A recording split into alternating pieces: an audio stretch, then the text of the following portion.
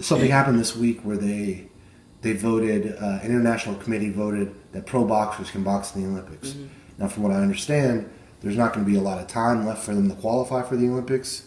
Just want to get your take on what you think about that when you saw that went through. I don't really think it's like a good idea for the amateurs because it like pretty much is like ruins the like being an amateur. There's no point in being an amateur because the reason like my goal for being an amateur was to make it to the Olympics, and like now that you can like be pro, make it to the Olympics, like you might as well just turn pro at like 15, 16 years old, start making money already because like you can go to the Olympics. So a boxer would be similar to, like, say, to give people an example, like a tennis player that goes and plays in the French Open that turns pro. Mm-hmm. You could go pro. You could have gone pro, 3 or 4 years ago. Yeah. Is that frustrating for you that this comes through now and you're like, or? No, not really. Like I don't mind, man.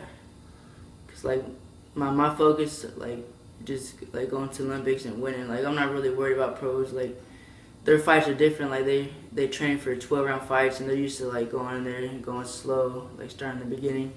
Like in a 3-round fight, you don't have time to warm up, and also like they weigh in a day before they fight, so they can rehydrate and like gain a lot of weight before they fight the next day. And like in the Olympics, you gotta weigh in every single day. You gotta make that weight every day. So I know they're not used to that.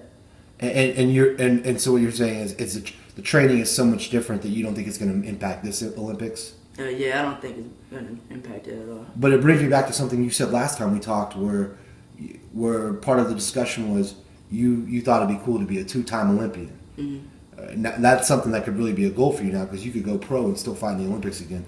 So bad now, do you see maybe a benefit in the future for you? Honestly, I think before then, I think they'll end up changing it back to just amateurs. Okay.